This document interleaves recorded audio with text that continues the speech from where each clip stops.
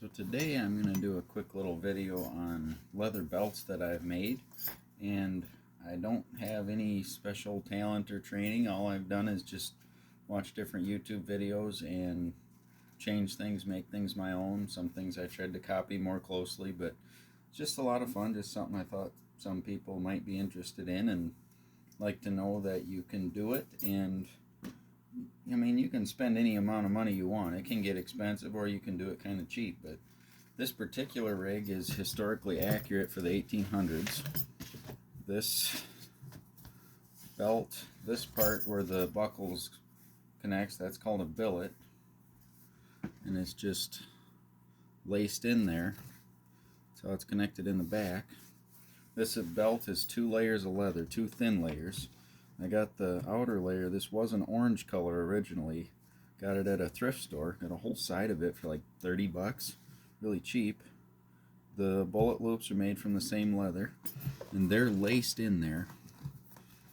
Laced on the back. There's different videos on YouTube on how to do that.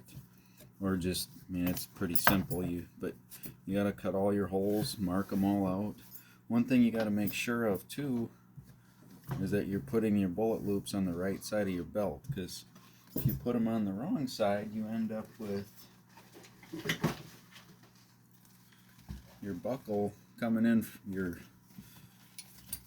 belt coming in from the left instead of the right. I wasn't paying attention when I did this one. These bullet loops should have started down here, but I had them marked for up here. This one I stitched all the bullet loops in. A lot of marking. I use these chisels that I got off Amazon. These are flat. They're called lacing chisels, but they're not big enough for any lace I've got. But they work really good for thread.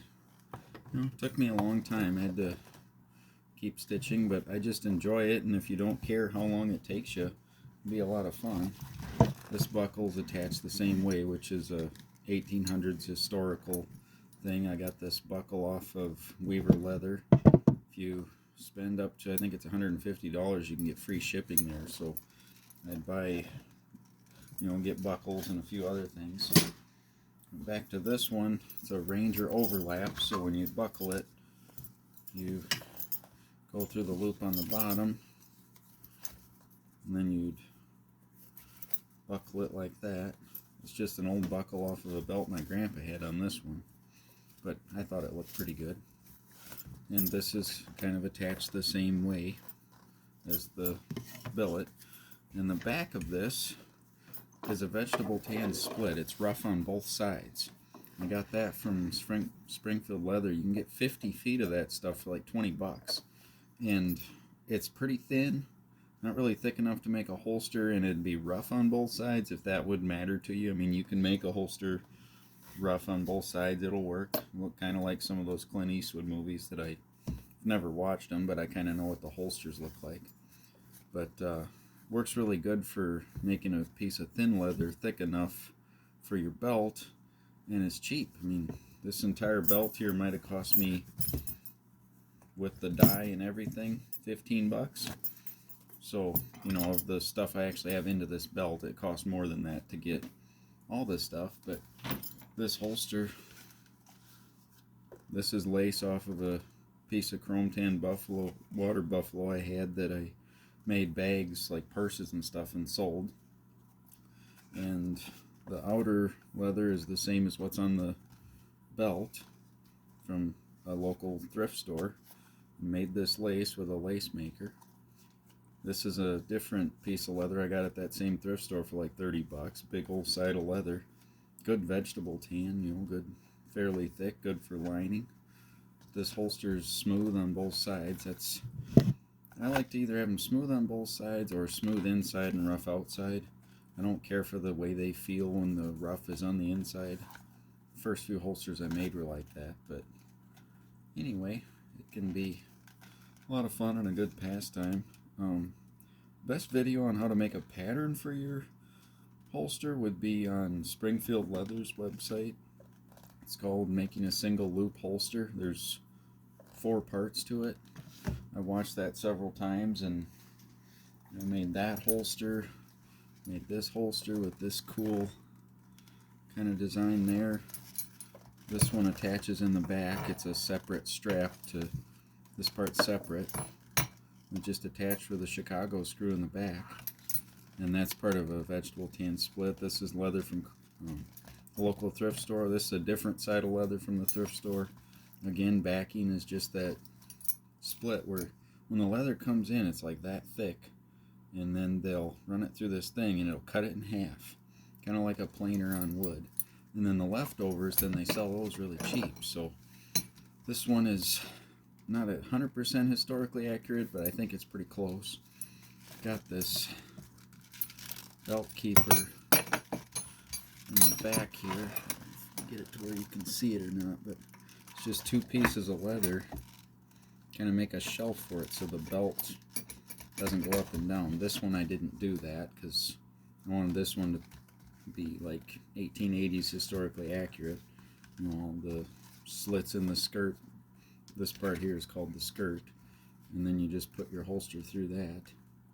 And then I got this one and this one are laced to hold them together. You got to punch all your holes. You can get these punches. You want to have a poly cutting board. Here's mine. It came in a kit I got off of Amazon. Some of those kits have good tools, some don't. These are Amazon tools. I got mostly cheap stuff, but I did spend more money. You don't want to use a metal hammer. You'll ruin your tools. You want a plastic one, but this one came with one of the kits. But you know, all this stuff, you don't have to have all this just to make a holster. All of it helps if you want to make multiples, or if you want to really get into the hobby like I ended up doing. But all started just because I wanted a gun belt and I didn't want to spend the money, so I bought a side of leather and made my own. This is a different way of attaching bullet loops, the fastest and easiest. They're just looped in and out of a slot in the leather.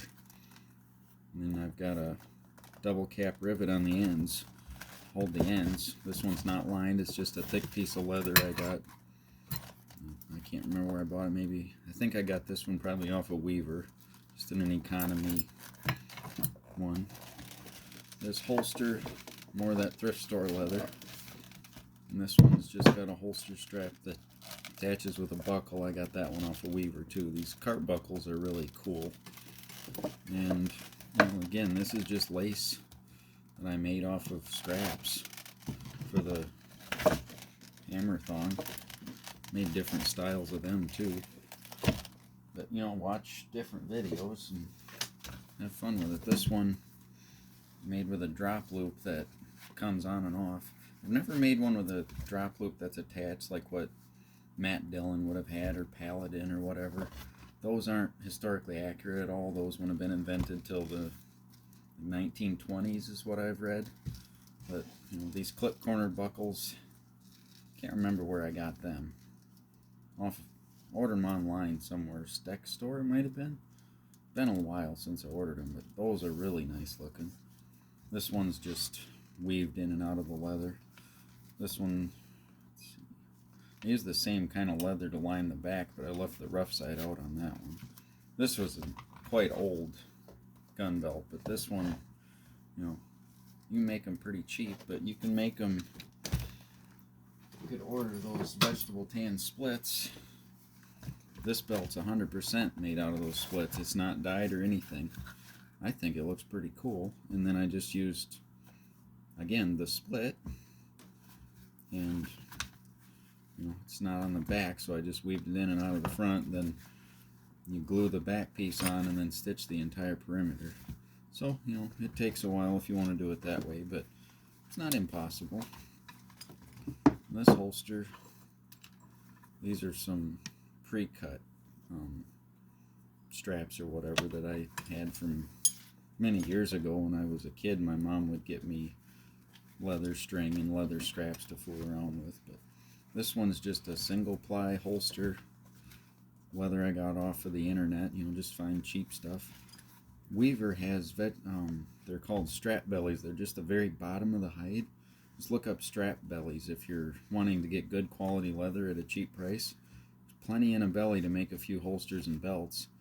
And like I said, you watch different videos. That Springfield one for making a single loop holster is the best, and he'll show you how to step by step. That's how I did this, and how to make your pattern and everything, get your welt in the back, all that, and then different videos on how to use the saddler stitch.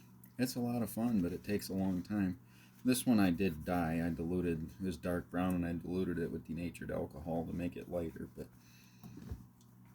single ply, these don't take that long to make compared to one that's lined like that. But if you want to get into it for way less money, you don't hardly have to spend anything. The tools I had when I made my first one was, I had one of these that my wife already had. It's got different for punching holes into leather. See? That's simple. And I use that even to make the holes for the bullet loops, rather than using like a, this is what I use now, an oblong punch that punches those holes out individual. But you can just take one of these, make 3 consecutive or whatever, lace them in. You only have to do 10 bullet loops if you want to. You don't have to go crazy like I did and do 30 or 40. And you can attach your belt, just get some Chicago screws and come in a thing like that. It's just, you got a tube and a little flat screw that goes into it. You can attach the back of your holster. Just put a couple screws in there. It'll work just fine. I've done it before. So anyway, just kind of an overview of this, a buckle I had off an old belt. You can make stuff pretty cheap, and it can actually look halfway decent. This won't cost that much to make. So, and make a few for your friends and sell them. You can get your money back for the initial cost. So just want to kind of throw that out there and let people know this 22 Magnum.